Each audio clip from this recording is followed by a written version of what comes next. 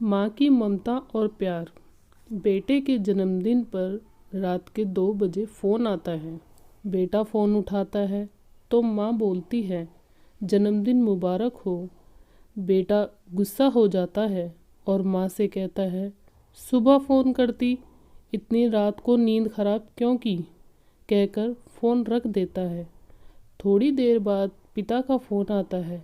बेटा पिता पर गुस्सा नहीं करता, बल्कि कहता है, सुबह फ़ोन करते। फिर पिता ने कहा, मैंने तुम्हें इसलिए फ़ोन किया है कि तुम्हारी माँ पागल है जो तुम्हें इतनी रात को फ़ोन किया।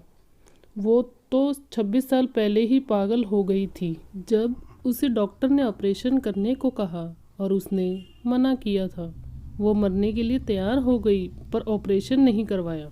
रात के 2 बजे तुम्हारा जन्म हुआ।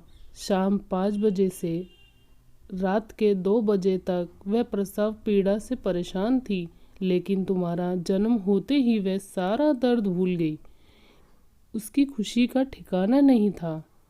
ऑपरेशन से पहले डॉक्टरों ने दस्तावेजों पर दस्तखत करवाए थे, ताकि अगर कुछ हो जाए तो वह जिम्मेदार नहीं होंगे।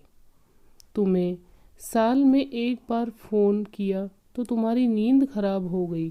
मुझे तो रोज़ रात को 26 साल से 2 बजे उठाती है और कहती है, हमारा बेटा इसी वक्त पर पैदा हुआ था।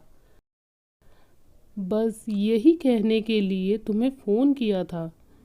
पिता बस इतना ही कहते हैं और फ़ोन रख देते हैं। यह सुनकर बेटा सोच में पड़ जाता है। सुबह घर जाकर माँ के पैर पकड़कर माफ़ी मांगता है। उसको देखकर माँ की आंखें नम हो जाती हैं और कहती हैं, देखो जी, मेरा बेटा आ गया। फिर वह पिताजी से माफ़ी मांगता है। पिताजी कहते हैं, ये कहती थी, हमें कोई चिंता नहीं, हमारी चिंता करने वाला हमारा बेटा है। पिताजी गुस्से में कहते हैं, पर अब तुम चले जाओ। तुम्हारी माँ से मैं कहूँगा कि चिंता मत कर, मैं तुम्हारा हमेशा की तरह आगे भी ध्यान रखूँगा। तभी माँ बोलती है, माफ़ कर दो जी, बेटा है हमारा। इस दुनिया में सभी जानते हैं कि एक माँ ही होती है जिसको जैसा भी कहो फिर भी वह अपने बच्चों का साथ नहीं छोड़ती और अपने बच्चों से उतनी ही ममता करती है। पिता अगर डांट फटकार नहीं लगाएगा तो बेटा सर पर बैठ जाएगा, इसलिए पिता का सख्त होना भी ज़रूरी है। माता पिता को आपकी दौलत शोहरत से कोई मतलब नहीं। माता पिता को तो बस एक प्यार और वक्त चाहिए। उन्हें प्यार दीजिए। माँ की ममता तो इस दुनिया में सबसे अनमोल है।